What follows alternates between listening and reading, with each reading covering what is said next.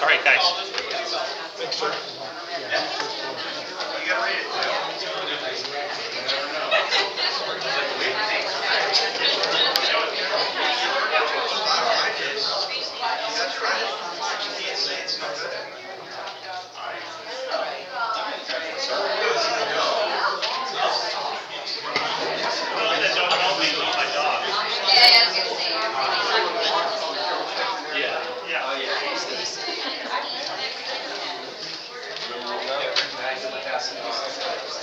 Ma'am, do you want to stay? Ma'am, do you want to stay?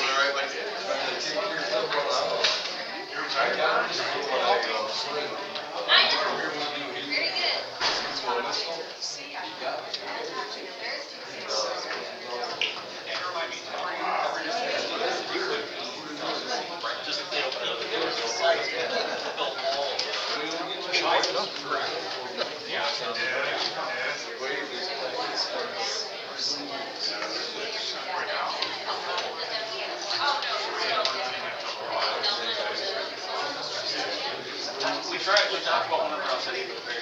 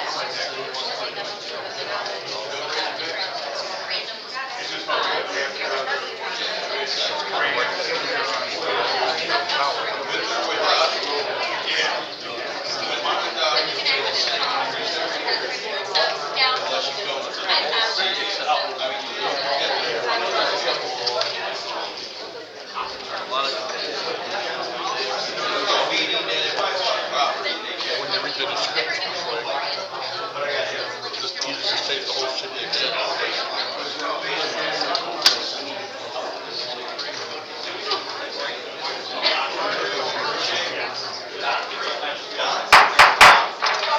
Order, please join me for the quick, please.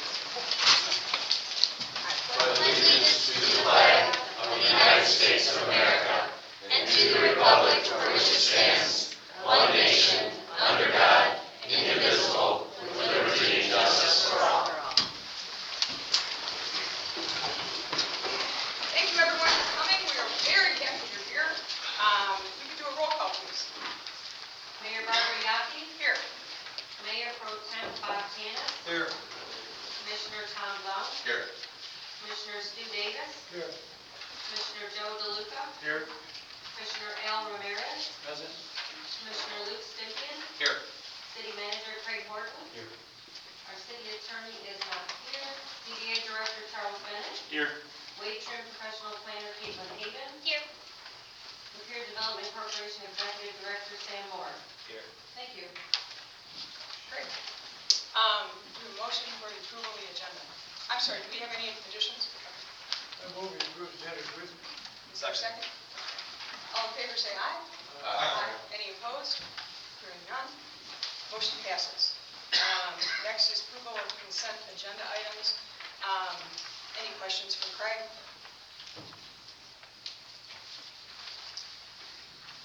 I move we approve all the consent agenda, including the payment of $629,225.82. Support.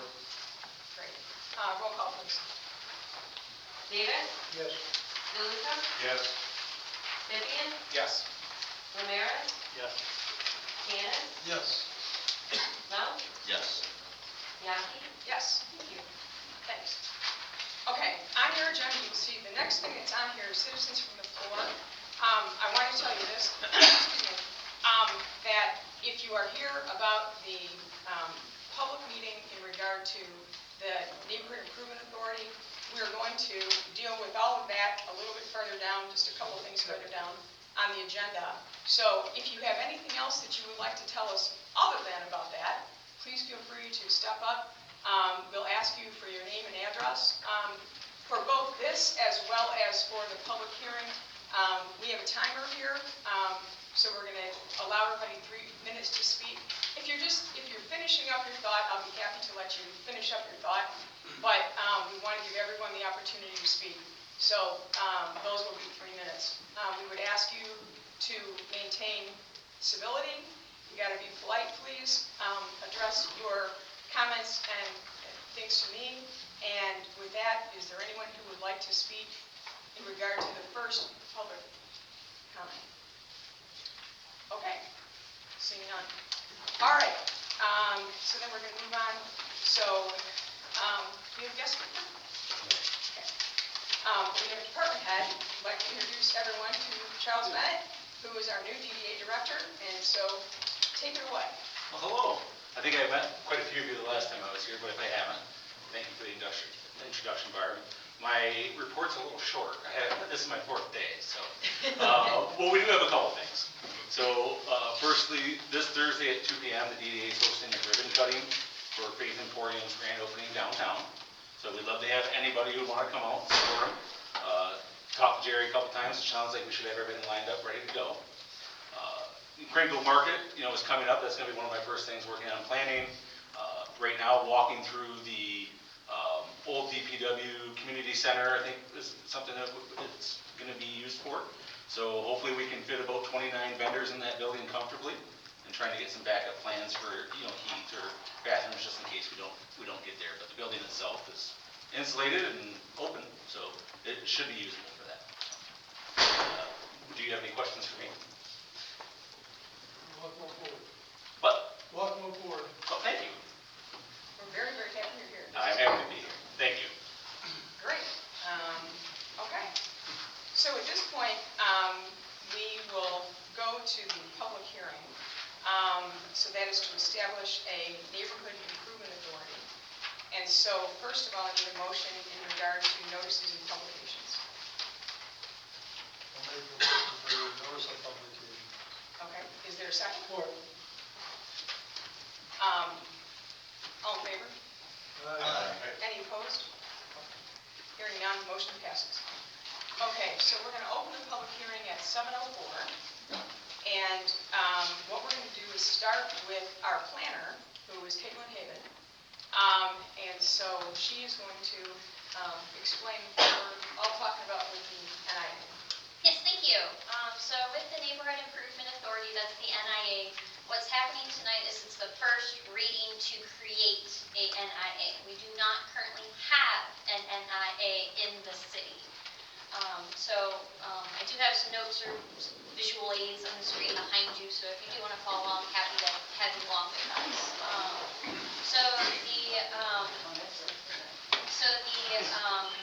Essentially what this area is, and there is a map over to the left, also showing the proposed NIA district. Simplistically put, the NIA district is proposed to be anywhere that is not the DDA, the Downtown Development Authority. You cannot have two competing TIFs for the same properties. And so that is the proposed district, is it's everything besides what's already encompassed in our Downtown Improvement Authority. Essentially, this proposed tool in our toolbox as a jurisdiction came up during the master plan process. We looked at a lot of our different characteristics of our citizenry. We have a lot of people that don't have a lot of spare income. We have a lot of improvements that need to take place, either public works or investment. We talked about wanting to have an OLV. How do we get the OLV? We kept talking to focus groups and other individuals, and they said you need more people. And so we talked about housing and things of that nature, and one of the things that kept coming back was that we need economic investment, but we also care about investing in our neighborhoods and our community. And so near the end of that process, we're talking about implementing our master plan. How do we meet these goals and objectives? One of the tools that was mentioned is the Neighborhood Improvement Authority. And so that's a little bit of the roadmap of where we are today. The city does regularly develop a capital improvement plan, and so we've done that the last several years.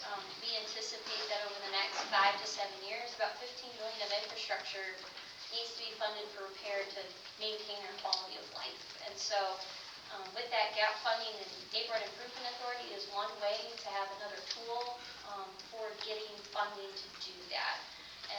The intention is to boost property values, to have an increase in quality of life. It aligns with our visions of our master plan, and is proven successful. So as you may have heard, the Port Huron, forget the community, city of Croswell, thank you. Croswell has one of these established districts. The village of Peck is already starting to go through their notice process to establish a new district up there. From the point, we did hold a series of public hearings and notices in April 9th. So per state statute, it does require that we contact all taxing jurisdictions. We have to post a flyer at least 20 different places within the proposed NIA. We did that public hearing on April 9th. We have to publish in the paper twice. We send notices to everyone as far as putting in utility billing and things of that nature. So we're trying to get the word out there, and I really do appreciate everyone taking the time to read it and look at what their concerns are. Some members have communicated to city staff regarding questions or concerns, and that's what spurred the fact sheet that went out, to try to address some of those questions for this upcoming meeting. We do acknowledge there was a slight error when that was being uploaded. The link was broken. When it was brought to our attention, we went and fixed that. So that was something that once it was brought to our attention, we did try to fix it. We are trying to listen through the public and say, well, what are the questions out there, and try to make sure we have consistent answers. And so one of the points that is really common with TIF districting is how does it work? So it does function very similarly to a downtown development authority. So it is its own board, and we don't have one yet. So we do not have a board as of now that is an NIA board because we haven't created the district. That would be something that comes later. As soon as it is adopted, that's something that staff would have ready then as far as an application, and you could submit your application to then be nominated to then be on that board. So that's the process then to establish that. And so with TIF districts, what happens is in blue, in the graphic behind you, is the base value based on the taxation. And so the year number is different. So our TIF plan is 30 years. Some vary, but we're doing the 30 years, our proposal. And so as property values increase over time, it is keeping our taxing jurisdictions that would normally collect it, because millages are percentage proportional. So as things go up, you do pay more, but that's because your value went up. And so what it does is it freezes those taxing jurisdictions, and the remainder, the difference, is what is then funneled into the neighborhood improvement authority. So the millage, the percentage rate does not change, and essentially is resiphoning so then we can reinvest it locally as opposed to going to other taxing jurisdictions. Once our year of that timer is done, that is when it then gets reset and those other taxing jurisdictions get their components back. So based on some of the different public comments, because they did read that plan, we do anticipate making a few minor adjustments to that. So the first one is the membership of the NIA. That was something that people were just kind of generally discussed to put on that. There is some statutory, the city manager does serve on those in some capacities. And so, but we don't know who those individual members are yet. They have not gone through that process, and so we do propose to remove that so that process can take place once the plan is adopted. The next one is, I acknowledge that this page, as far as farther in the plan, the tax increment financing page, that could have been written and displayed better, so I apologize for the confusion it caused with that. But the intention is that the collection rate would be from the county. It would not include the city roads. It would not include the school district, and so it's listed out there. And so what I tried to do better is more articulate that the NIA authority will not collect any special voted millages. In its entire existence, we will not collect those. And then I list those examples. With that potential capture, so that is because the rate changed, that's where those numbers are changed. And so then the other two tables that minorly changed is table 2, table 3, based on those potential millage rates. I did notice a table error, and so that was also also crafted in table 3. But these documents, as far as projections, that is an educated guess. It's required by state statute that you articulate with those taxing jurisdictions what they would potentially not gain by doing that, and instead having that reinvested locally. Looking at the fact sheet and some of the different components of that, I know one point of confusion was, is the NIA going to be similar to a homeowners association? And the answer is no, because the neighborhood improvement authority functions like a DDA. They can talk about approval of a facade loan program for businesses there, or a loan program for homeowners to improve their home, but they actually don't control the purse strings. The city commission does. And so they function just like a DDA does, where you have, these are the different projects we'd like to do. The city commission still authorizes those budgets. And so that's something that still is gatekept by the elected officials. And they don't make policy. So that's the other big note. They're not the planning commission that has a hand in the zoning ordinance creation. That's the planning commission. DNI literally is, this is our district, and we are allocating funds and reviewing applications to allocate those funds. And so that's really the intention. They do not make policy. They cannot say everyone shall paint their house, whatever. That is not within remotely their authority to do. There's other regulation that's associated with that. One of the other key components of the fact sheet that was mentioned was, does the plan have, why does it specifically list those electrical utility carve-outs and things? So the very end of the plan, there's a bunch of listed of potential projects. The reason you do that is because you want to say these are things that we're interested in which we may or may not exercise at some point during the life of the plan. Because it has to be in there for us then to be able to do it. But ultimately, NIA and the city commission will decide which projects go forward. And so part of it is we're putting in there so then it's a mechanism, it's a potential tool we can use, in which if we choose it's appropriate to provide that local utility provider, that's something we could potentially do. And that's why they're worded somewhat vaguely to do a sidewalk improvement projects and things of that nature. That's kind of what we're looking to do. And so as far as looking at tonight's meeting, this is the first reading. We're not looking to vote on approval or denial. It's mainly to make sure everyone is aware again that this is something that we're interested in creating. And then if there's any information that we can provide for your second reading, that's what I would like to know, so we can provide that and we can make sure you're making an educated decision. And Caitlin, as I understand it, you're going to be making notes? Yep, so during public comment, I'll be writing down different various notes.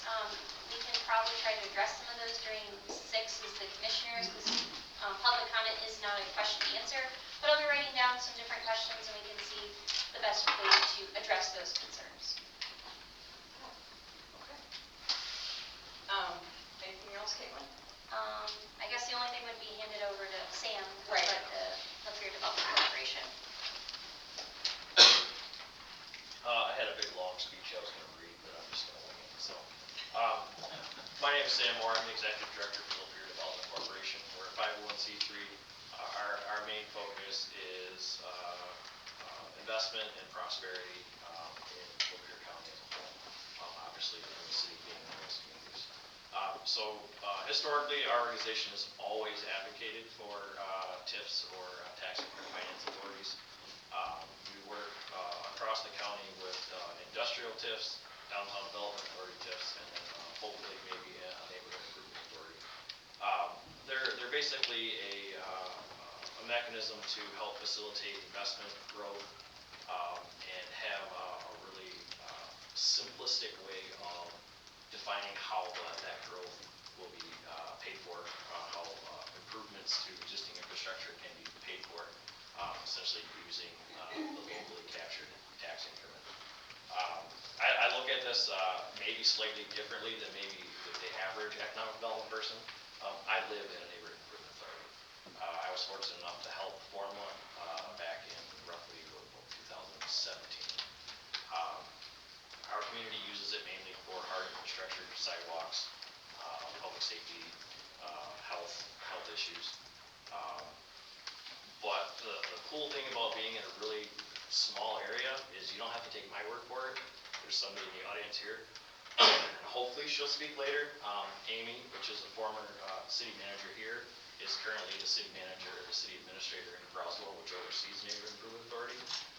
So she can give you firsthand experience of exactly what a city uses those funds for and how it helps to benefit the community and offset long-term infrastructure costs. So that's basically what I've got. I do appreciate you allowing me to speak. So, Okay. I know that you like to speak, I just do. If Amy wishes to speak at some point, she may. But at this point, I know that you have some things you want to say as well. I would like to start taking some comments from anyone of the residents or anyone else who would like to speak. You've got questions, you've got concerns.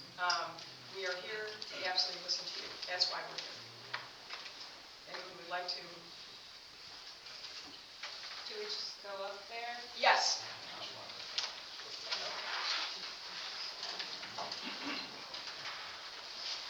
So your name and your address, please. Okay, up there? Sure. Okay. My name's Jamie Johnson. I live at 475 West First Street in Imlay City. This is the first one of these that I've been to, so I haven't really seen anybody do this, so forgive me if it's a little weird. So I was just going to ask if this is already just going to use the taxes based on the system that we already have. What have those things been allocated to in the past? Why do we need a new organization to use those things? Does that make sense? Actually, question. I just want to let you know, this is actually, at this point, we're not really doing question and answer. So we're listening to whatever people has to say, and Caitlin is going to have the opportunity. Okay. So she's taking notes. So that is a concern of mine, then I'll put it that way, is it just that there is nothing written for you guys to be able to use it in a good way in the Constitution, and why is that not just in a proposed amendment? Or is it something additional? I don't really understand the concept, and it would be nice to have it in layman's terms without the economics and the kind of vague word choice. That would be very helpful to the public. And then also, I know that it says it will not increase taxes and they can't form policy and all of that. But then what would it do? I guess. Like, what would the people who are in this authority, if we establish it, able to do? Is it just to take what we have and sort it into categories and implement those things? Or is there any other power that they would have? And that's about all I'm confused about. I'm going to interrupt. She didn't want me to speak. I was against this to start. And what we're doing now is we made a mistake when we presented it. And we're doing it again. The second time. Here's what it does simply. We haven't increased the taxes. There are several things. All the county tax goes to the county now. Some of that county tax, which ones are they that we're not going to give anymore? I'm sorry? Which taxes are we going to not pay to the county anymore? So the county millage percentage is going to freeze at 3.5971. And all the rest of the money stays with us in town now. So what we're doing is the county is going to get less. They're going to get the police, the fire, and not the police, because we have our own. The fire and the emergency, the veterans, and whatever, a few of them. The rest of it stays with us now. And we're going to keep it to be used within the community, not downtown, not under the DDA. That's as simple as it is. And and we didn't explain it properly before, and we're not gonna do it now if we're not careful. That's as simple as I can put it now. The details will be here and there. And it has given, how much money roughly does the Bureau City have it? Lapeer captured, what, $600,000 or $700,000? A year. For the different taxing It's a financing. different taxes, but we're a small town, but that's what we're trying to get our share of. It's not gonna go to the counties, it's gonna stay here, we're gonna do streets and things we have to do. That's as simple as you can put it, and it wasn't put properly, and it's our fault that we didn't do that. All right.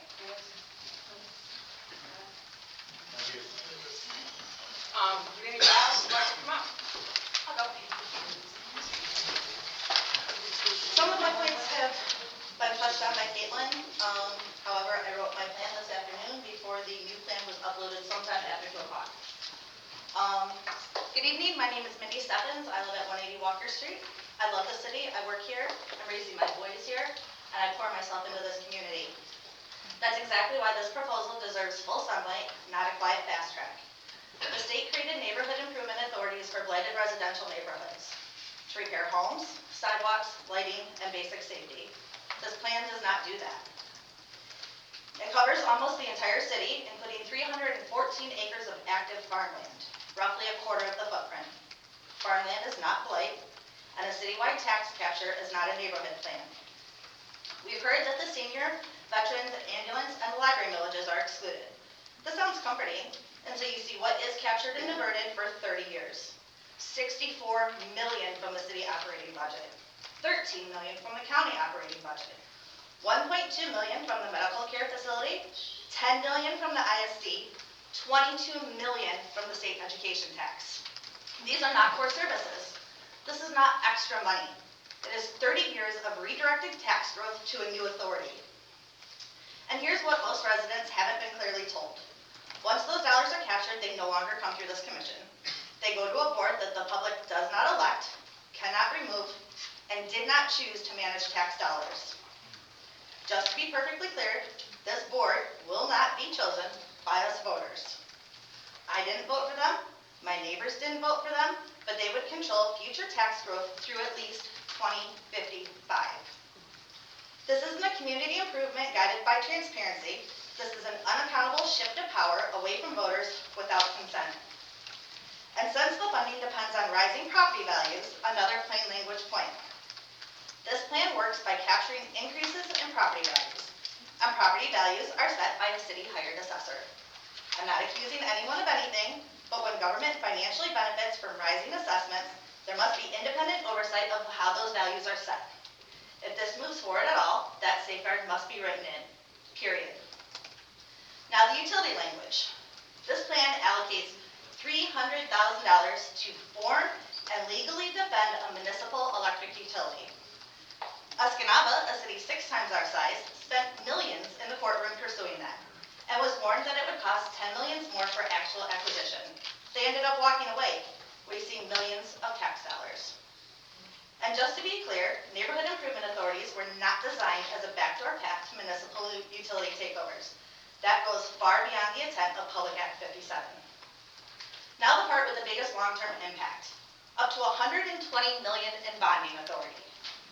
This authority could borrow, like a mortgage, up to $120 million paid back with future tax growth. Major public borrowing traditionally includes voter approval. This structure bypasses that. And residents keep hearing a 30-year plan, but the language says the authority cannot end until debt is paid. Meaning, issue a bond near the end? Cindy, please wrap it up. Finish your thought, but I'm just saying. No, we want to hear what she has to say. She has a good point for everyone. You can have my time. And mine. And mine. And all of ours. You cannot do that. If you leave it. Okay.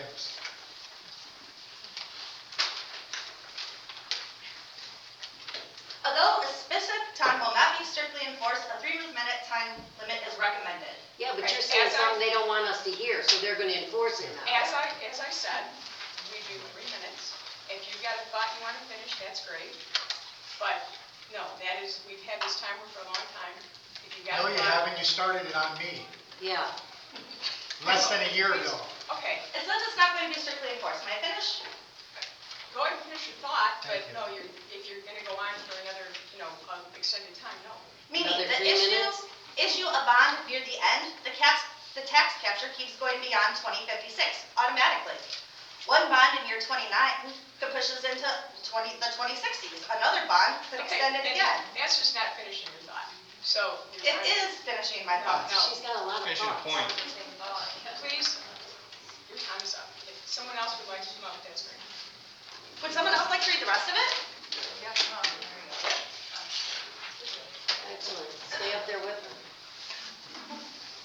My name is Larissa Wiegand. I live at 175 Bancroft Street. We walked here too, just around the corner. One bond in year 29 could push this into the 2060s. Another bond after that could extend it again. Without a hard sunset clause, this is not a 30-year plan. It is a 30-year minimum with the power to become a generational tax stipend without another public vote. If there's no intent to use that authority, put it in writing. If there is intent, it belongs on a ballot. That's fine. And timing matters. The city posted its first public frequently asked question on this plan today, just hours before this meeting. I myself struggle to find answers for the questions that I had for this. This is not community engagement. This is damage control. One more thing residents need to hear. Before the public ever saw this, a county commissioner discussed supporting the plan at a public meeting if certain villages, including seniors and veterans, were released from the DDA tax capture. So I'll ask, when a county official advocates for a city plan that reduces county revenue, whose hat are they wearing? The county's or the city's, or someone else's entirely? Those loyalties are not interchangeable, so here's a reasonable path forward. Pause this plan tonight. Conduct an independent fiscal analysis. Obtain a legal opinion from Treasury or the Attorney General, or whether using an NIA for a municipal utility is even allowed under PA 57. Publish board qualifications of conflict of interest rules. Conduct real engagement before approving a 30-year tax capture. If this plan is good for residents, it will survive scrutiny. If it only works before people understand it, it should not move forward. Emily City deserves ambition, but ambition is not secrecy, and it is not just trust us. Slow down, show the map, show the law, earn trust first. I'm asking you to vote no.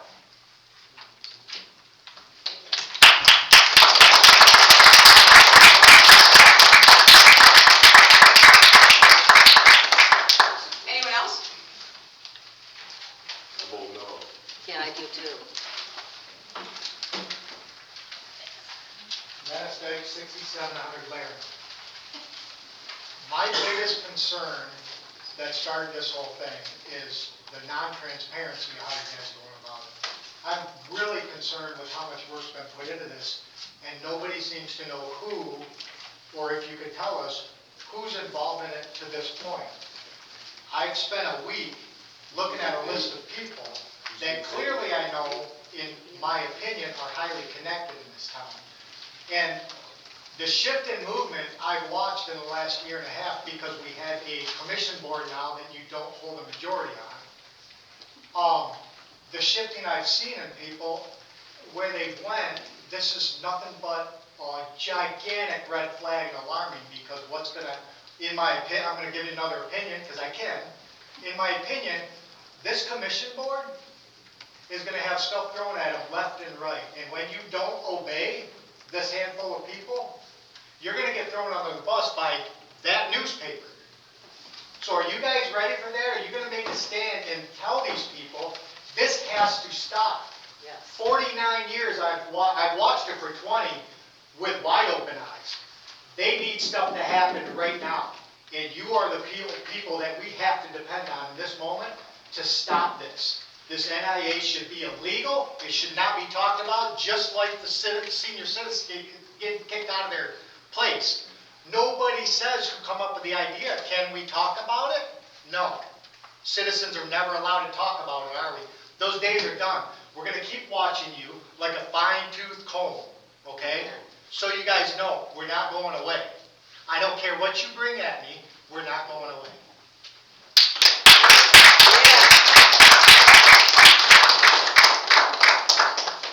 Anyone else? Now, come up and stand up. Henry Bonfiglio, 305 North Main Street. You have to receive. Oh, it's a receipt. One is short. Might be a Hey, little later. You know, that's my concern too, extra government muddies the water. I don't want extra government. That's what you feel like what we're doing here. We don't need it. Nobody here wants it. It's not popular with Emery City. So listen to the people of this town. We don't want it. We don't want it. So get rid of it. And that's what we're telling you here tonight. We don't want it. None of us do. None of us here. Nobody in Emory. And if, put it for a vote, put it in front of the people, see what the rest of the community has to say. You might say this is a handful of people, but I'm telling you this right now, nobody wants it, and don't force it down our throat. We don't need California, we don't need to turn into a little town, we don't need to be controlled, we don't need to go into, you'll own nothing and be happy. We don't want that. Listen to what we have to say. Mayor, you get voted in. That's a good way to get voted out. And everybody else, because They're all voting. exactly, you're all voted in. But we will vote you out. They're supposed to work for us. If you put this in place and you create this monster as we see it, you guys will be voted out. Simple as that. Because you did not represent the people. Amen. You worked for the people who voted you in. And we don't want it. Simple as that. And everybody else would agree with me. That's all I have to say. We don't want it.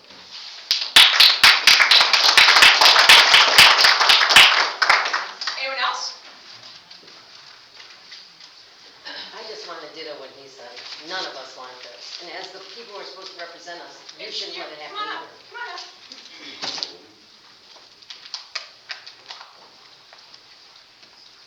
Your name and your address, please. I'm Joyce Turner, at 480 Almont Avenue, South Almont Avenue.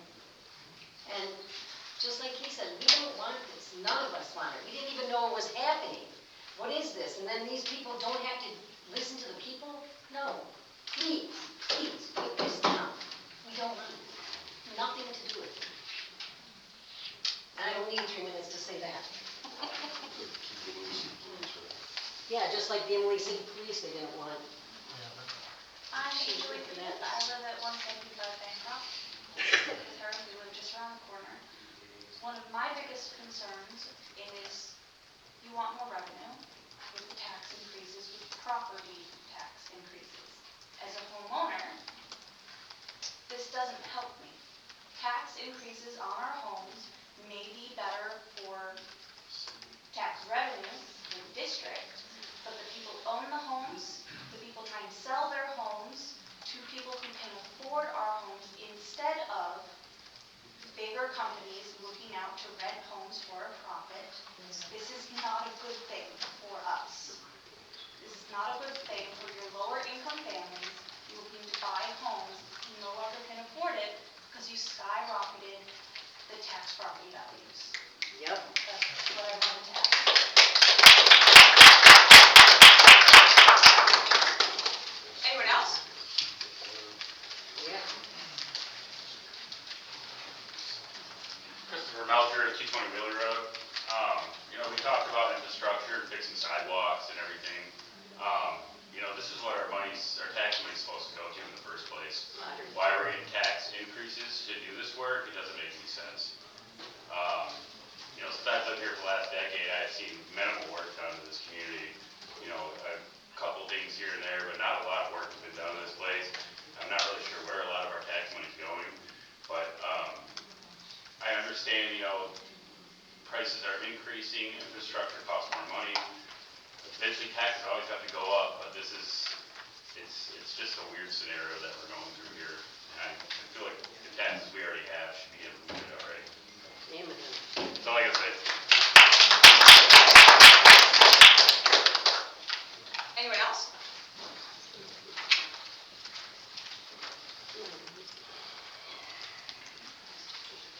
Marshall Cross, 6697 Learman. I'm in the township, but I work in the city. And, you know, I hear, I've been coming to these because I really love this community, you know, I serve with the township a little bit and stuff. And I don't know if this is appropriate or not, but the way that I've been watching this, and I've been quiet and just listening and reading and studying this, whatever you guys are coming up with now is gonna be shot down because there's a broken relationship here. Now, I don't wanna get into it all, but I think something's gotta change with that. You know, the thing with the senior centers, the farm, where they sell the vegetables. Farmers market. Farmers market, shut down like that, it caused a big stink. Seems like there's a battle going on between the citizens and the board.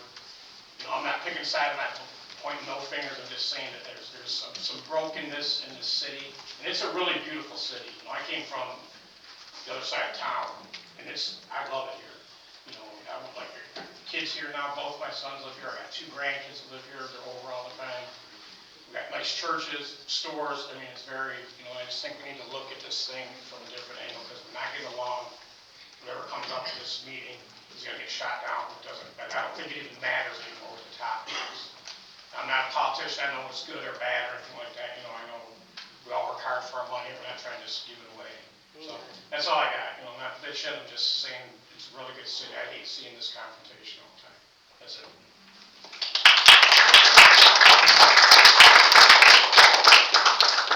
Anyone else?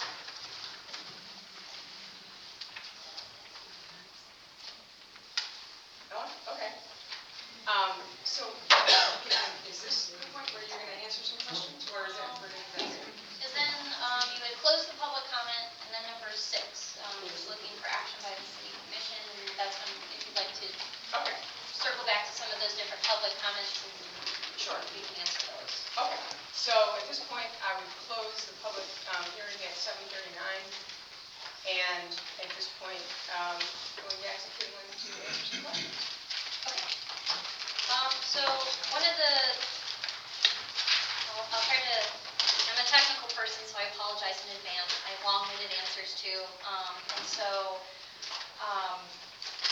this taxing jurisdiction, as I mentioned, what it does is it reallocates funding. And so what it does is the county is kept at one rate, as well as the city general component.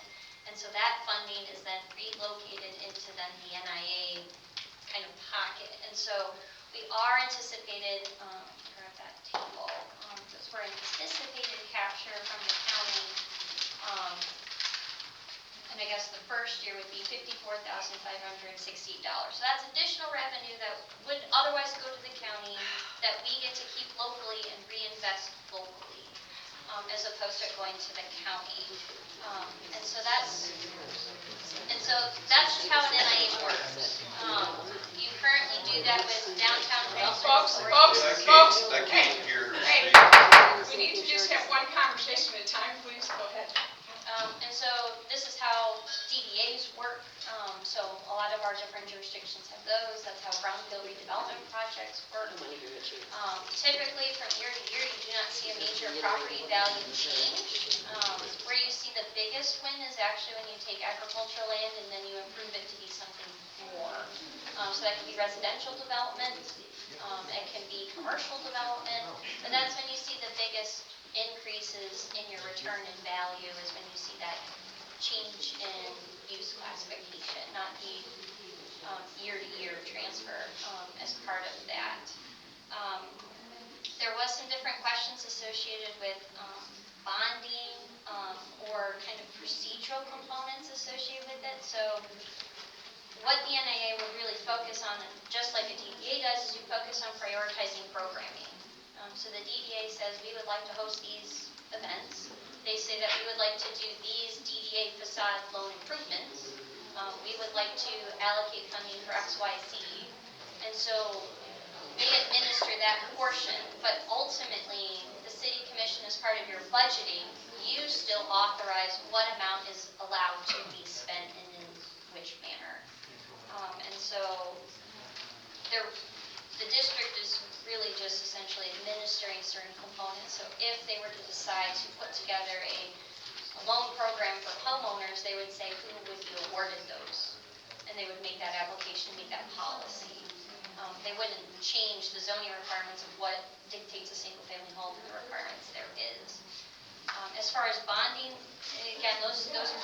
processes for that infrastructure improvement. I'm sorry, Caitlin. You know what? We need to have folks out in the hallway either quiet down or we gotta close doors, because you can't hear either. If you would close that door. Am I allowed to ask for clarification on this? Hold on a second. Gotta be able to hear here. Can you clarify what you just said, please? So with bonding, one of the biggest components is you still have to go through the city commission for that process. This does not change the process. The process is the exact same for certain dollar amounts. It's just what the law is trying to clarify, and that's why we respond to each of those specific responses. The state statute says you need to address this policy generally. And so, we can't bond over an amount that we're collecting. And so that's what that guidance is intended to do. Not that we're going to bond. You could have the policy stance as the city commission that we're not going to bond for the NA. We're going to save up money as in a rainy day fund and then eventually be able to do X project because we need X water line extended so then we can support this new subdivision development or whatever the case is. Or we're going to finish these blocks of disconnected sidewalks because that is really important for this group of community members. And so there still is the same level of control facets. This is really just allocating the process of what it currently is.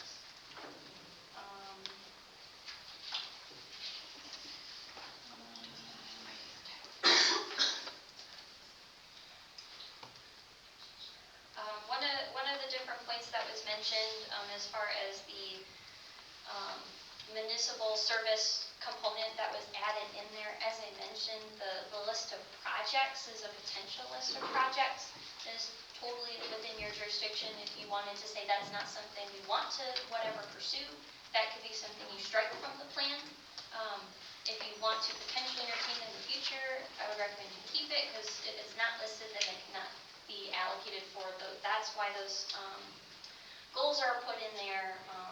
Part of it coming from state stature, and it's part of that. But ultimately, you decide what programs you choose as a city commission with involvement with the NIA, and your nomination process of who serves on that. That is something that the mayor looks at the list of applicants, you provide a nomination, and then those are the members that serve. Are there any other questions on there you want to answer? So where we would, as far as the tax dollars, so we're collecting what the county would have collected, and that's what's going into the NIA, and that's where the funding source is. We're getting additional revenue.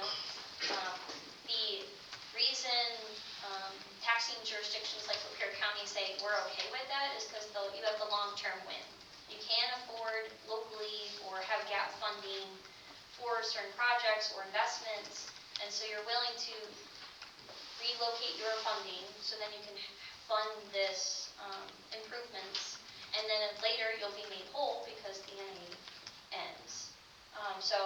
But as mentioned, NAAs or DDAs, they do go through an amendment process. You can look to extend that. That's something that each commission, as they're reviewing that, when it comes to the time of expiry, you have a community discussion. Do we still need this, or are we willing to, or do we want to dispense of it?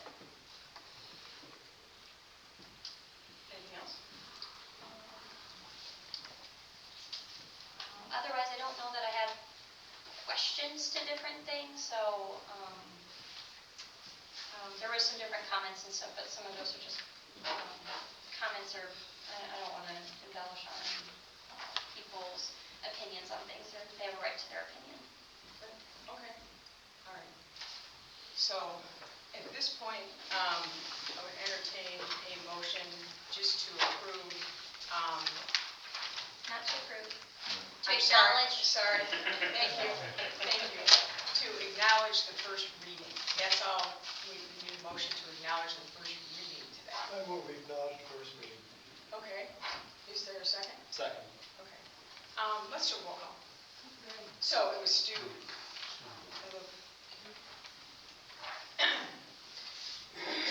Davis, Yes. Symbian, Yes. DeLuca, Yes. Ramirez, No. Tanis, Yes. Cloud? Yes. Bianchi? Yes. Thank you. Okay, so that is it in regard to this particular issue. We are looking for an update in regard to the old AW building. Oh, I'm sorry. Just to clarify for the public, as far as the next step, so this is first reading. Are we anticipating the second reading to take place on November 19th? That's when after, no, not The 18th. 18th. That is Our next when, meeting. yeah, that's our next city commission meeting. Is that our intention that that's when the second reading would be, and that's when we would really deliberate on action based on the revisions that I otherwise mentioned tonight? Yes. Motion. Second meeting, we vote on it, or we vote, which is just the reading and the vote. The 18th would be the voting to create the NIA as well as adopting the development plan and TIF plan. The with it. next So meeting both- could be the final meeting, one way or another. Correct. No. I would rather be able to hear the second reading and have it in plenty of time to read and have our questions answered. Okay, so, That's a portrait, thank you.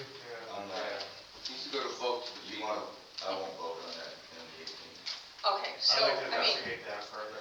so the next, then what we can do is we can just say that the 18th would just be the second reading. That's fine. Yeah. No vote on the 18th, I'd rather know it than explore it. is there any other additional information I can help provide?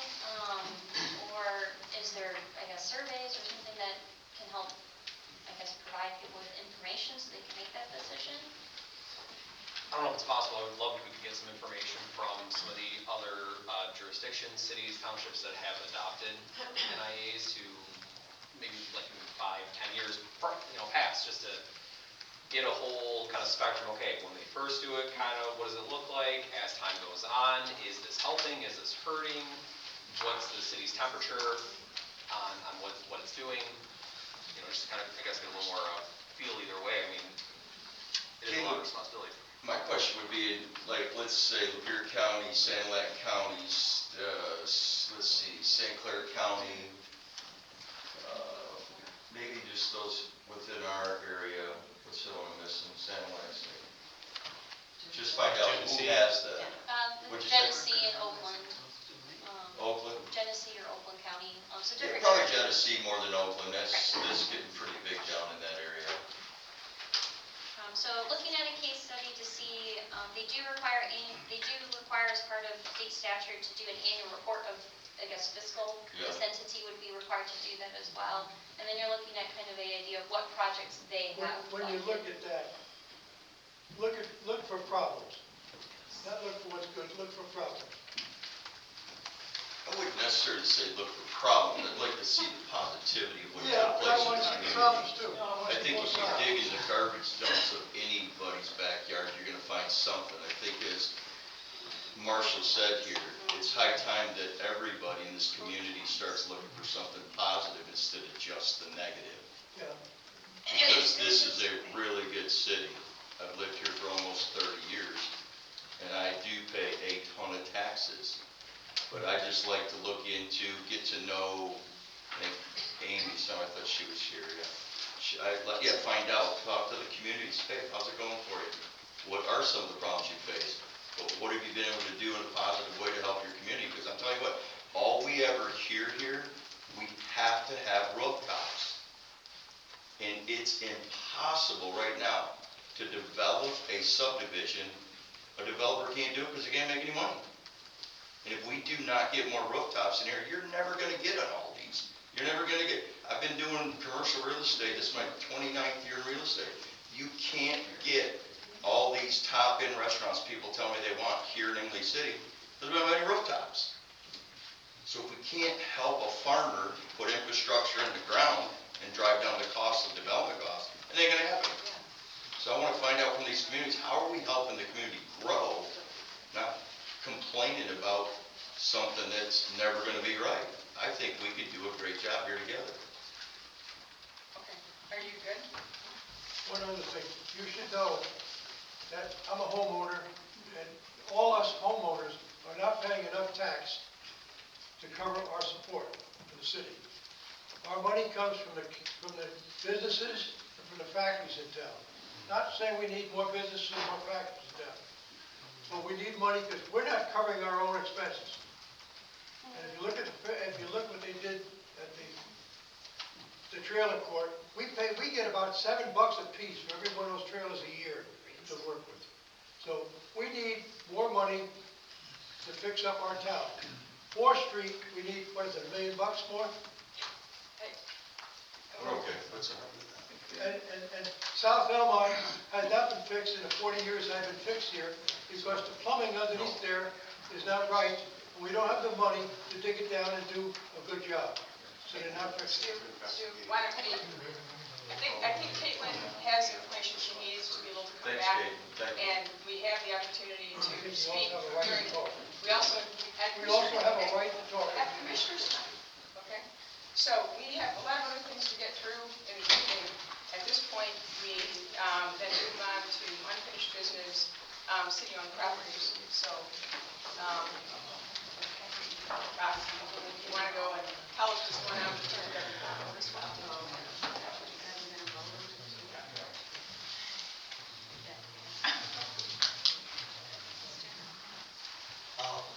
Bob Dennis, I am the builder for the DPW building in Youngwood City. Like I said last week, our last meeting, I told you we built the bathrooms and the mechanic room inside. It's all been insulated. We got the go-ahead to put the underground in for electric from the pole out front to the southwest corner of the building. That's where the mechanical room is going to be. They gave us the go-ahead. We've been working with the DPW really well. They trenched it today. I called Scott Houston, which is the electrician. He's going to bring the pipe 7 o'clock tomorrow morning. Tomorrow he's going to put it in the ground and Ed's going to come in and bury the pipe. Then it's up to DTA to pull the wires. So things are moving forward. We're going to work real hard to get the ceiling in that building before the 13th of December. So that's where we're at this point. Thank you. Does anybody have any questions? Any questions? All right. So we're working on it, so. Okay, thanks. When do you anticipate it all being completed?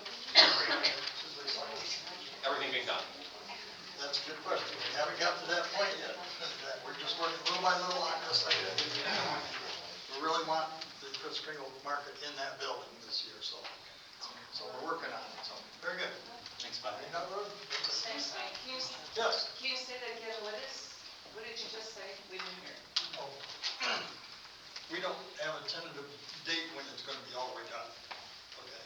So what we're working on is trying to get a ceiling in that building before the 13th, so the Chris Kringle market can be in there for the holiday weekend. So that's what we're working on. So. Okay. Any other questions? Okay, thanks. Okay, thanks. All right, unfinished business, 10B. Frank. Hi, everyone. Frank Dembski, chairperson for our Parks and Rec Commission. As many of you know, we currently have a project in Lions Park.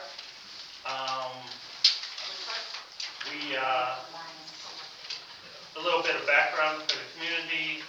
Back at our Winterfest of last year, we put 3 different ideas up for the community's input because it's your park, and so we wanted to see, of these 3 ideas, and they were different, what really gathered the community's imagination. And so we took that and we kind of ran with that. We applied for and we were granted from the Council of Michigan Foundation's DNR Spark Opportunity Grant, which we got, hang on a minute, we were awarded May 22nd of this year. We asked for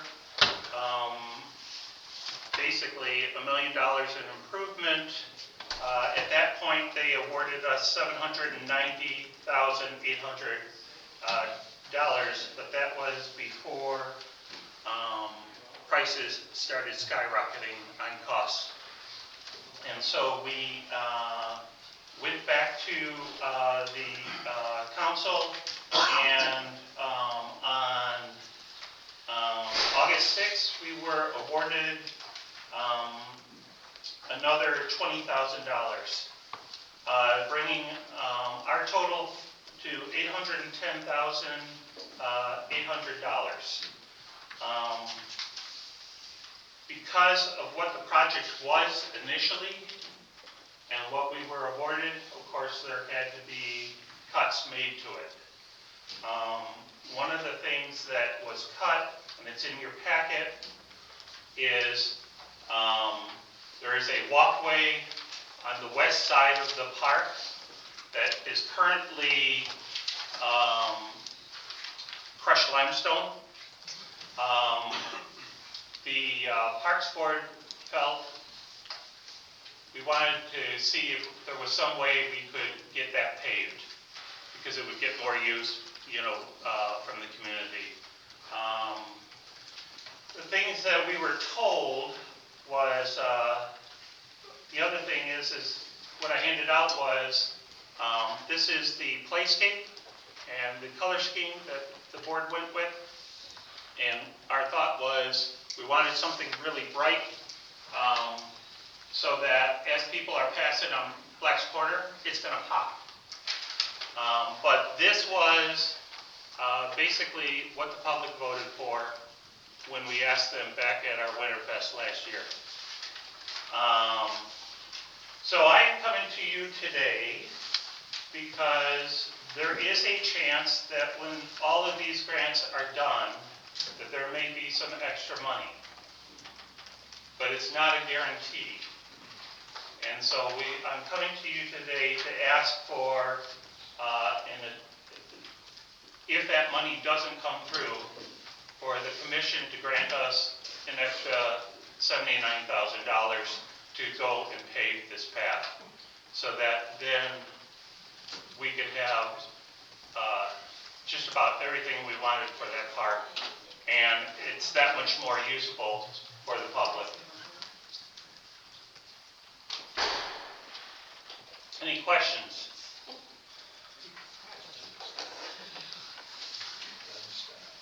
Will this be ADA accessible? Yes. And that is, part of what this total project is. The Playscape 2 will be, accessible to all people. If it's not paved, is it ADA accessible? Not really, Tom, because in the spring and in the fall, when we start getting our water, right now, we have low spots in that area. And so, I think you would be hard pressed to be able to push a wheelchair. Frank, when would you expect this to start? We are looking to break ground pretty soon. Not till spring. But, I'm sorry. We are gonna start in the spring, but we are lining up the cement first. And obviously, if we do want them to do that cement, they would do that first before doing all the parking area, because obviously once. Crew and everybody coming out. Right. What are our other options? What are any other options? That's $79,000. It is. It is. How many cubic feet is it? I'm afraid I don't have that. Seems like a lot of money. But you know what? Cement in this area has just killed us. I just pour like 10,000 square feet in my house. But, part of it is because of where that park is, the ground has to be prepared. So you're not just talking about the cement, but the foundation. Which is why right now, as it stands, I'm sure when they initially did that pathway, it was all above ground, but you've got a lot of marsh. And so now you've got, water in the springtime that just makes it impassable at parts. Frank, so I understand this, Is it 879,000 going into Lions Park? Is that pretty much the number then? 800,000 of them and 810,000, Dennis. Okay, but 79,000 of taxpayers' money now is what you're asking for, am I correct? Only if Only if, we don't get additional funding Okay. from the grant. I get it. This is kind of like, you know, before the cement guy is gonna Yeah, go I get do it, he wants to know he's gonna get paid. And at this point, we can't guarantee him that that money's gonna come from the grant people. So yes, it would, at that point there, if nothing came from the grant people, then it would come from the community to, Okay. you know, better one of our parks. How many people use these grants? Quite a lot, because as we've made improvements, it's sort of like what we saw on the Pollyant Trail. As we've made improvements, more people use it because it becomes easier. I've lived here 38 years and I've never seen these ballparks, half of these parks used by anyone. Well, I see the soccer park, the soccer used all the time, the basketball courts are in use. People that use it, the pavilion for their family doings. Less so this summer, because let's face it, it was hotter than Hades. So, you know. I'm around town a lot. I see a lot of things. And Old School Park is constantly being used since we've made the improvements there. You know? Does the commissioner have any other questions? Would anyone like to make a motion?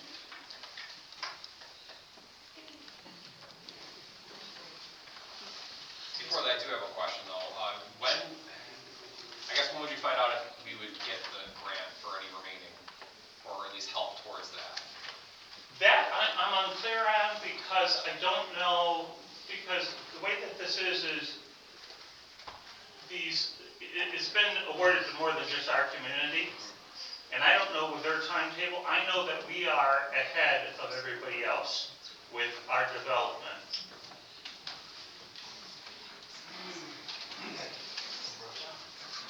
And the concrete guy wants an answer soon. I'm sorry? And the concrete guy wants an answer soon. Well, he does, because then, you know, that's where he would start, and then he'd move east. Frank, what else could you not put into that project so that you don't have to come to the city and ask for $79,000? The problem, Al, has been, you know, with the parking, okay? We are spending a lot more money on that area there because we did some core samples, and essentially what that told us is, yeah, we could pour the cement on what's there, but within a few years it would be, you know, we would have issues. That's where we lost a lot of ground in being able to do the other things. If we didn't, you know, we could put less playscape in there, but to me that kind of defeats the whole purpose of why we're improving the park. You know, because this playscape is going to be in the area that's totally unused at this point. I guess my question would be, do we have $79,000 of taxpayers' money in excess? If we don't, And that assumes that you would be on the have to go for the whole thing. But I have to assume that I'm going to be on the. Sure, and I would want you to. Assume that I want to spend taxpayers' money on an assumption. And I don't even, do we have $79,000 extra to pay? If I got that in excess, I'd love to have our kids have something extra. If I don't have the excess, it's not already allocated, right? Yeah, it's not budgeted, it Yeah, has that's. to come out of fund balance. I can't. Which is, I mean, can we afford it? Let me ask it that way. But like you said, we do have a fund balance, it can come out of the fund balance. That doesn't answer the point. That's why it's there. Okay, so there is no motion, apparently. Thank you for your time. You're doing great. Sorry. Okay, moving on. So new business, we've got two rezoning questions. 11A, Craig, you want to do this or Caitlin? Who wants to do these?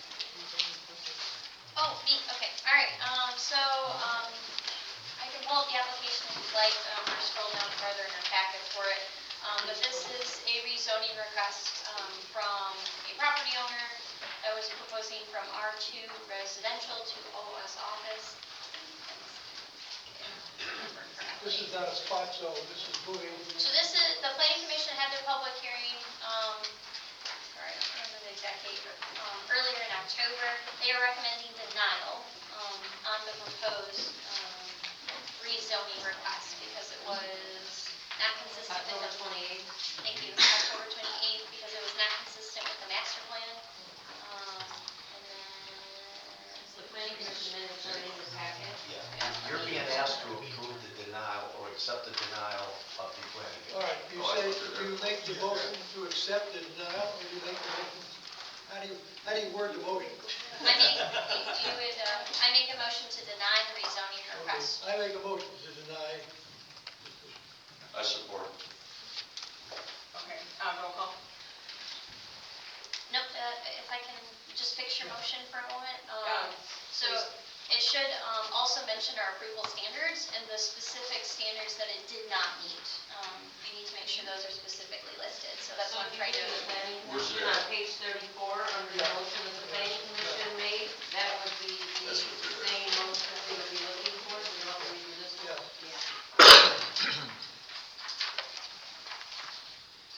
Page 34, under the motion. So yes means we deny. Use it.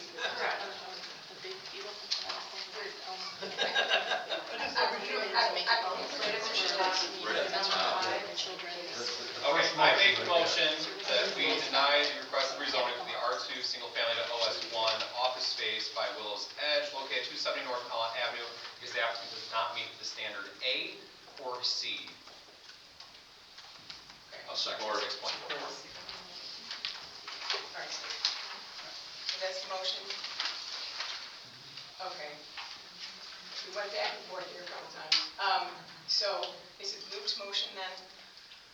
To deny, you vote yes. I want to make sure that we get the record clear. So is Luke's motion to deny, correct? I would say so. And Okay. then Bob supported that. Okay, and so now we can do a vote. Simeon, Yes. Lam, Yes.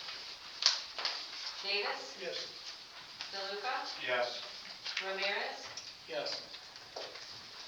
Cannis, Yes. Yasi. Yes. Thank you. Okay.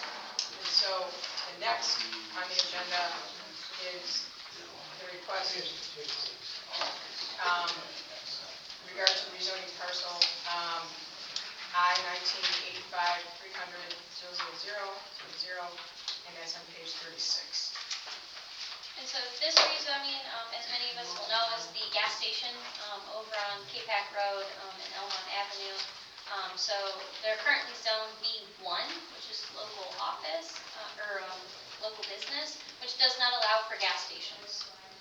And it is a gas station. Yes. Yeah, there is. Yep, yep, so that's, yep, so, when we were doing the master plan update, I said, I think we want this to continue. It's been a gas station for a real long time. I mean, they're already restricted on how big they can get, and things of that nature. So what we did in our master plan is we made it so you could rezone it to remedy that. And so that's why the recommendation is to rezone it to B3. So that way they can operate a gas station there, and they become conforming. They're proposing a minor administrative revision to the building, but we don't want to process them as a non-conforming use, because they've been that way. It's consistent with our master plan, and we don't see a reason that that can't continue as a gas station. Well, where did you vote yes to? Jesus, yes. Motion on page So, wait, So I would just make a motion where it says, whereas the city of Imlay City, correct? Right there. Right here, where on Page page 35. 35, the motion for Right the here. planning commission. I'll beat them all to the punch. I'll make that motion to approve the request rezoning from Yeah. B1 local business to B3 general business by Brent Ford located at 110 East K-Pac Road because the applicant does meet all the standards in section 6.4. I'll support. roll call, please. Simeon, Yes. Lam, Yes. Cannis, Yes. Ramirez, Yes. DeLuca, Yes. Davis, Yes. Yaki. Yes. Thank you. Okay. Our second round of citizens from the floor, if anyone would like to speak.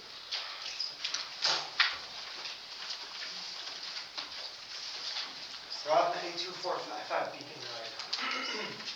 Whether it's an apparent lack of or an actual lack of transparency, the misunderstanding that I've been listening to, the concerns that I've been listening to with regard to the NIA, I would suggest that not only answer the questions, whether they be in writing, publicly, flood the community with the answers in specific but understandable language with possibly examples so that it's easy to understand and they know what they're getting or giving up or whatever the case may be.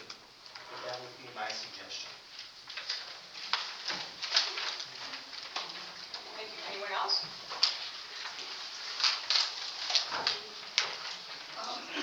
Mary Evans, 521 Metcalf. I'm a little confused about this county money.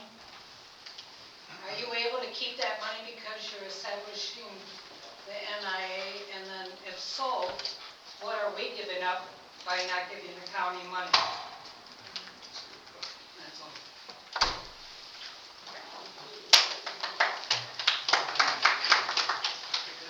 Denise Dawson, 450 West 4th Street, Imlay City. I'm also the administrative assistant at the police department, but I'm here as a citizen. I hear a lot of people every day coming into the department, whether they're citizens coming in to ask questions because they think they're at City Hall when they're not. I think the main thing is we just need, as he said, transparency, answer questions. They come here to ask questions and then they're told, oh, right now we're not answering questions. What's the point of a forum if you're not going to answer the questions that they have? And I think that's where a lot of the people have distrust. And that's what I'm hearing. And you guys are a great commission, that's been said. It's nice to see new faces and changes. I'm not knocking that at all. You guys have done a great job given the state of it. But with the DDA stuff that happened, the farmer's market closing early, different things happening throughout the community, businesses closing, businesses complaining about town online, business owners leaving, it's just a lot. And I think if you held a forum where people could come talk and ask questions and get answers at that time. You have Ian Kemp on Facebook saying, come to the fairgrounds and have coffee with me at 10 a.m. I'll answer any questions you want. We need that for you guys, if that makes sense. That's just my opinion. Thank you for your time. Can I say something? No, it's, Um, no. Anyone else?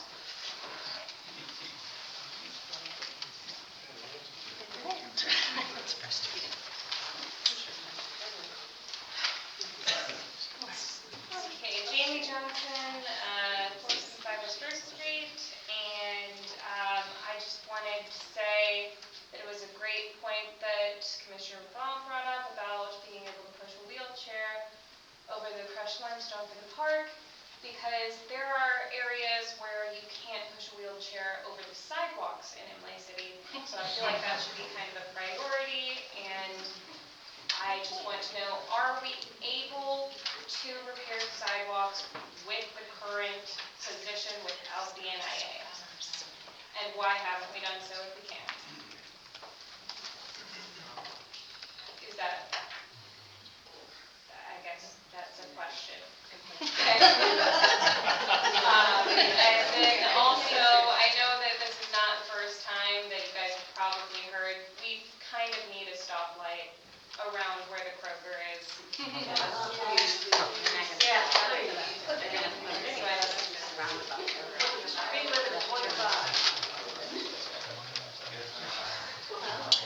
Anyone else? Yeah, you know, something that was said here, that caught my attention in talking about this, that wasn't out there.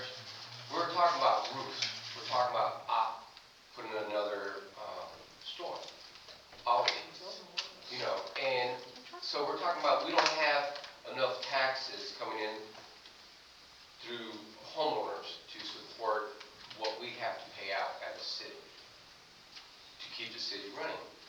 And I guess what is kind of getting to me It's like we're saying that we need to have this in order to have other, I guess, contractors, other builders who want to come in and build here because it's going to draw people in. So we're talking about that. This is the only thing that's going to expand our city in the sense of a public sense of creating a bigger city with more population. Is this what this is about? Because I never heard it put that way. I never heard it. We didn't have money. It was never said. It sounded like you were just cramming extra layer of government down our throats that would control us eventually. And you leave us, when you guys are done with your terms, you leave us as a monster that we can't, if we decide as a public to get out, we don't want you no more, because we're not able to. See, this is why we want to vote for these people that's going to be part of this. We want to vote them in. We don't want you guys to make that decision. Your vote, yay, yay, nay, nay. We want it to go to the public. And let the public decide. Does the public, don't get me wrong. Growth is good. I know some people like living in a small town. I guess some people want it all day because it's cheaper and it competes against Kroger. And Kroger can drop their prices and be more affordable for people. We understand that. But this is the first time I ever heard it come in here and put it that way. That we need it for other people who want to live here in Inwood City and want to be part of our community. So until then, I would like for no.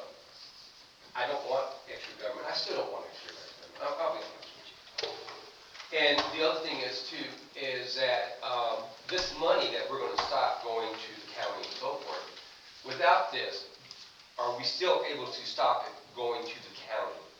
Are we able or we're not? Because in other words, we're saying that, okay, if we don't create this, then we're not able to create more revenue by, in other words, if we want to stop sending money, we got to create this beast. I'm sorry. I'm not going to, we're going to create this beast because it's a beast system. We're going to create this beast that we don't know what it's going to do to us as a citizen of Inlay. So we're kind of sell your soul to the devil if you want rewards. That's what it kind of sounds like to me. But do the community want growth? This is why I say give it to explain it the way you guys explain it. We have no money. We're trying to create more business to come in because they are the one that actually put in money into our community to build all these things we want. So that's what we're trying to do, but we have to sell our soul to the devil, to this thing in order to get this money. But put it to the vote to the people. I'm asking you guys, please, don't leave it up to you guys to decide this. You shouldn't vote for it.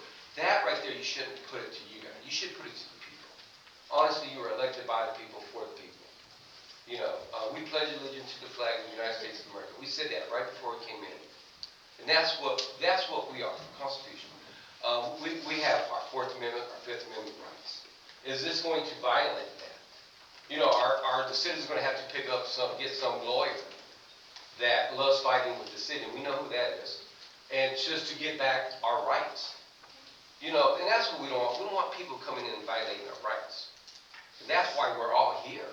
That's why I said, don't leave it up to your guys, yay, nay, nay, nay. You want to hear another reason? I think that's awesome that you spoke up against. It didn't sound like you were against it, but you wanted more.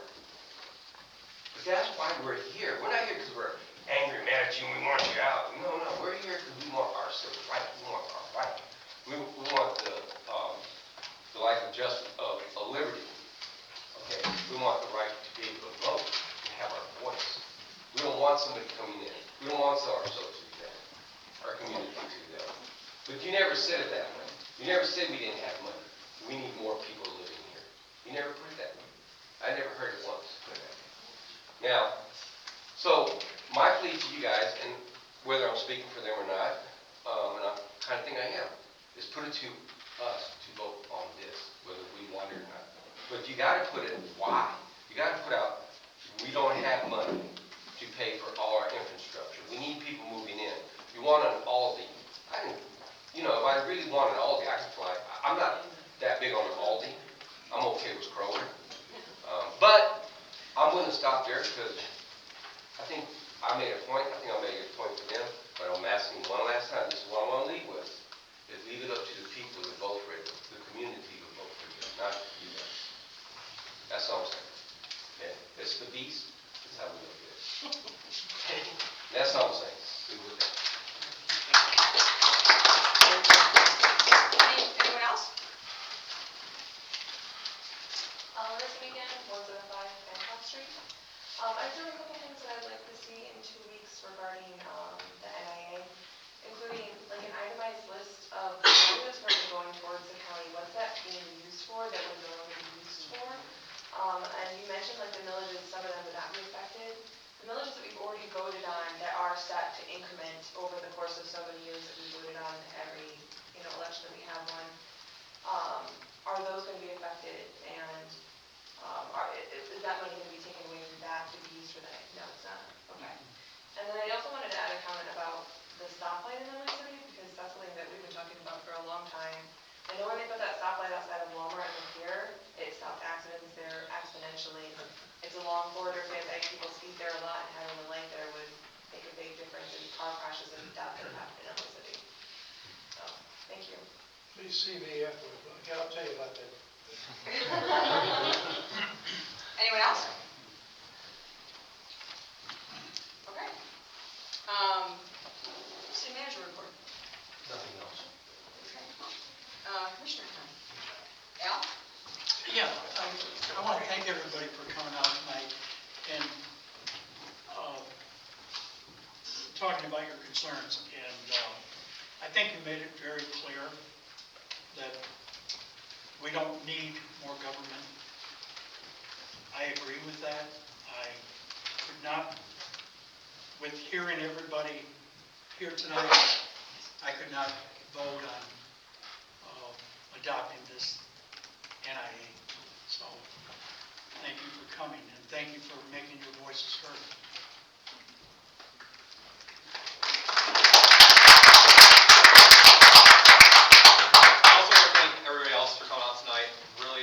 Appreciate hearing everybody's opinions, everybody's voice on it.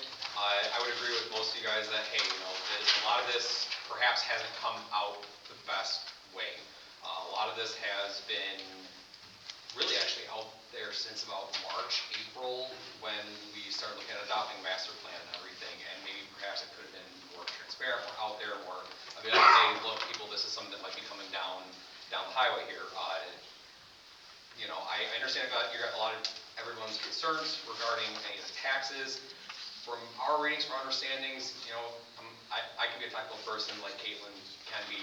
I can read these things with the dense language, and some of it makes sense to me, some of it doesn't make sense to me with it. But I think the ballpark idea of all of this is our taxes don't increase. We're not changing anything. We're not adding on a new tax, any property taxes or any extra. Just as time goes by, as normal increases in property taxes occur, just from other county level, assessing levels, that money, that extra little portion of it, that little wedge, gets funneled back to the city to be able to use for our projects, for our infrastructure, for making sure that we have good sidewalks, for making sure that the roads aren't crumbling apart, to making sure that Ed doesn't always have, Ed Prees, our superintendent of the DPW, doesn't have to keep looking for different sorts of grants and government programs to be able to fund things.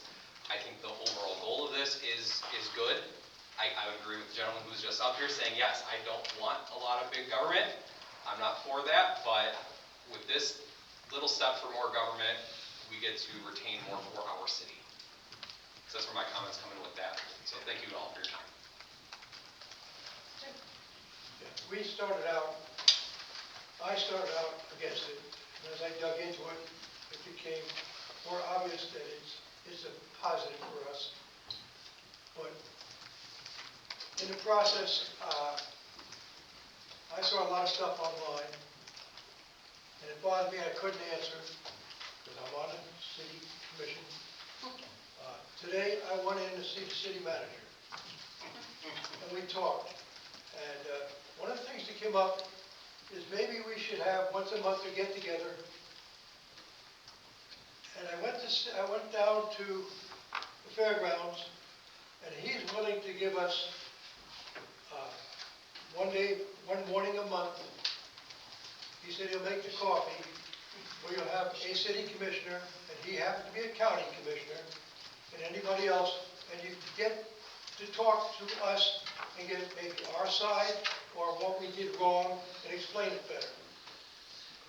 I don't think we did anything bad, except we really screwed this up the way we presented it.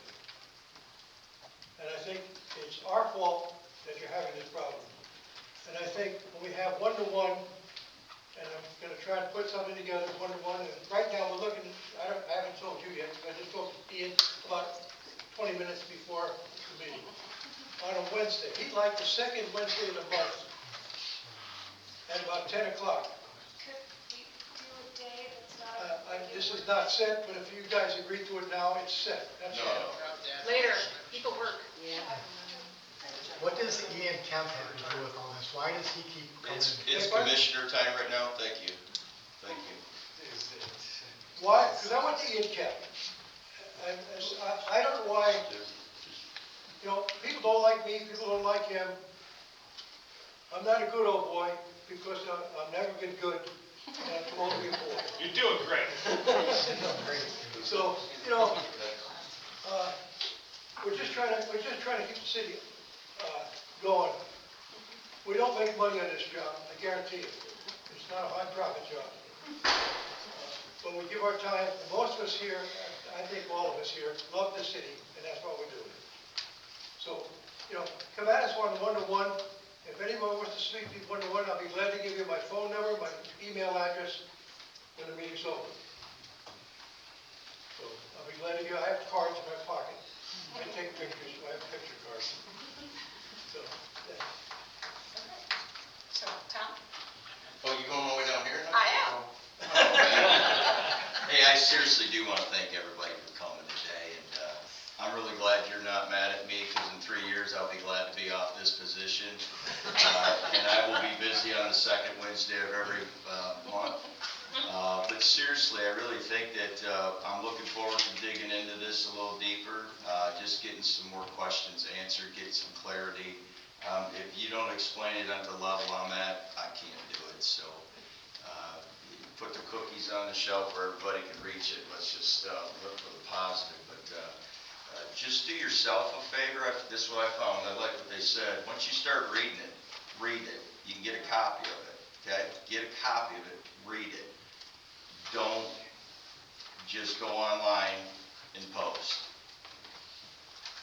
If it's on the internet, it's true. I guess is what it says, right? It's not. So seriously, do yourself a favor and the community a favor. Let's dig into this deep, hard together. We're a great community.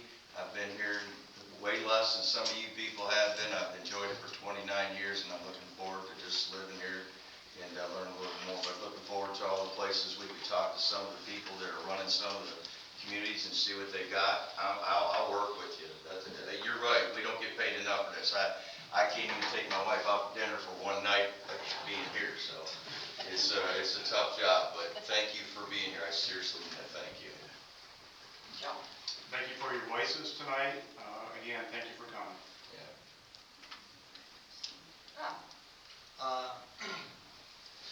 Like I already said, thank you for coming, appreciate it. A lot of information came out, definitely.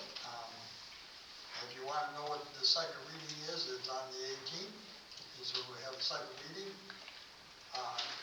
Kate does a fantastic job. She'll have more information than you can believe what you think you're going to hear, because she'll have it all for us. I know she does a great job.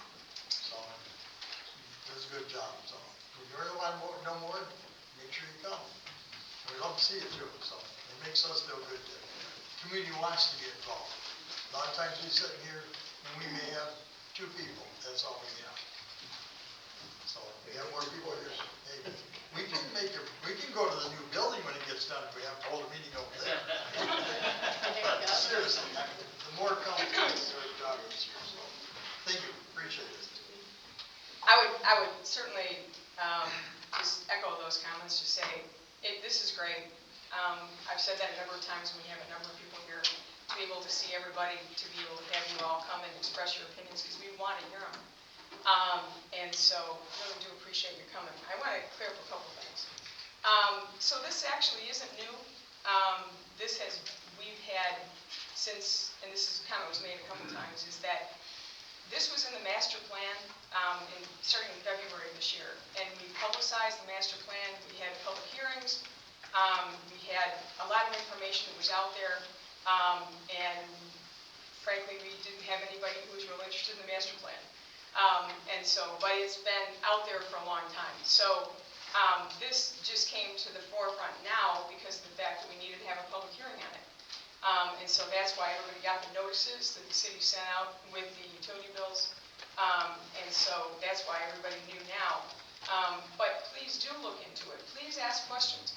All of us are real easy to find. And the city staff is more than willing to answer questions. And so, as opposed to, I'm just going to say it, as Tom said, going online, and there's a lot of misinformation online.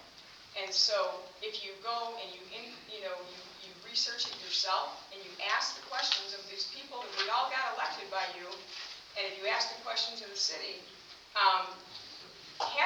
absolutely have your opinion, because everybody's got an opinion.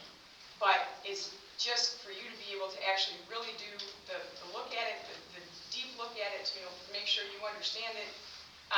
And so then you have the opportunity to make an informed decision. That's really all that's going on with that. One of the things I'll say about this, I'm going to explain it.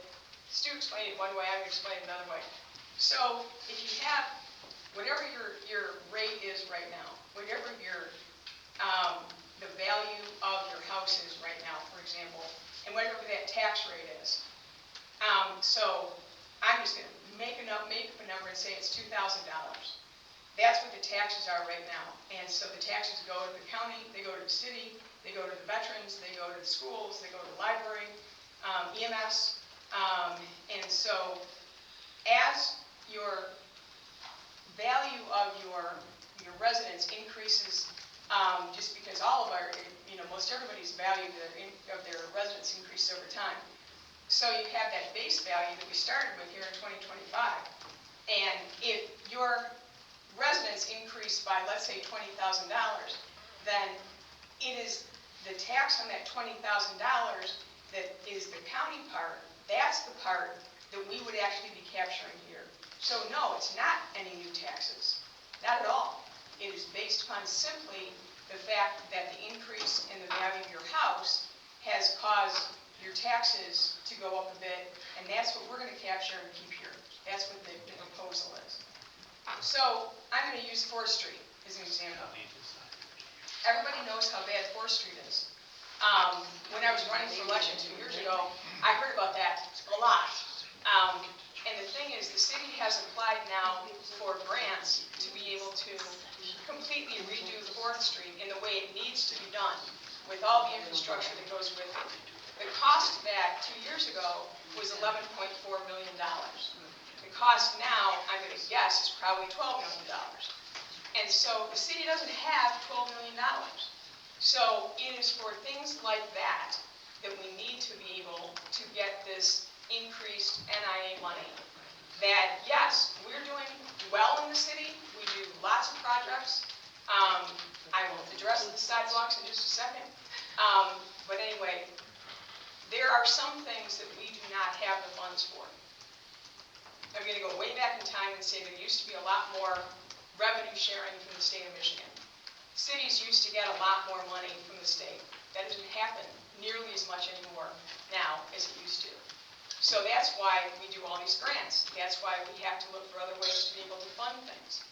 This is an opportunity to basically capture just that additional amount that would have gone to the county, that the county did not object to us keeping it, to be able to do the things we have to do in town. That's exactly, that's exactly what this is for. So I will say this about sidewalks. We do sidewalks every year. We have a sidewalk program, and I can't remember exactly how many. Ed told us the last time he was here about how many sidewalks get done every year. And so it's a replacement cost, and so yes, we do sidewalks every year. It may not get done as quickly as you want. It may not get done right in front of your house when you want it to, but they do get done every year. One more thing, the stoplight at Kroger, unfortunately, that's not us. That's MDOT. And for anybody who's heard about this, this city oh my goodness, our local state rep, we've had a number of meetings in this room trying to get MDOT to give us a stoplight. But it's not our call, it's a state road. MDOT has decided that they're gonna do something different, and so that's gonna be in 2029. Yeah, how many more people are gonna die? And so, but you know what? We, the city and the people here, and like I said, Jamie Green, our state rep, I cannot tell you how many meetings there have been where the city has attempted to do that, but it's not our jurisdiction, so we can't do anything with Can you it. tell us who we contact for that? Okay, Contact me afterwards. Okay, go ahead. Okay. The other question that you asked about having the city decide, this whole NIA is based upon a state statute. We have to follow the state statute. It isn't us, it isn't our decision as to how this happens, we have to follow the state statute. So all of these things we've done all along with the master plan, the public hearings, all the other things, we have a time frame and we have the requirements from the state as to how we do that. So actually, we can't do this with having the city vote, because that's not what the statute says. Just like the DDA captures funds, there's a DDA board. I happen to also be on the DDA board. And so the DDA gets those captured funds, and then the DDA decides how to spend those funds. This NIA and the DDA board is appointed, okay? This NIA board, because of state statute, would also be appointed. But they would make recommendations to the city commission as to how to spend these funds. That's how that would work. All right, one other thing that was stated, those special millages we talked about, things like the veterans, the library, the schools, EMS, we're not going to capture any of the funds from those. We have specifically stated we're not doing that. From the very beginning, we said we are not taking any of those funds. That was right in what we did, right in all of our paperwork. So no, we're not taking any of those funds.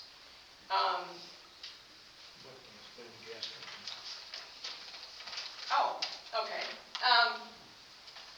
What Stu just asked about was about the gas company. The thing is that, once again, whenever we have this whole set of paperwork that we had to do for the state of Michigan, and then we had to do for the county, anything that we might possibly think of in the future had to be in here. It doesn't mean we're going to do it. It means that if we ever think we might want to, it might be a good idea, we might think the gas issue, just to be able to negotiate with DTE, we have to put it in here. But that's what these future boards and future decisions are going to be about, because there's all kinds of stuff in here that probably will not happen, but we have to put it in here if we're going to possibly do it. So that's why it's in here. It doesn't mean that that's contemplated time. So anyway, I've talked a lot. My voice is hoarse. Thank you again for coming. Thank you. Thank you, Okay, so we need a motion to adjourn. I make a motion. Okay. Is there a second? Second. All in favor? Jimmy, you did your job. Adjourned at 8:40.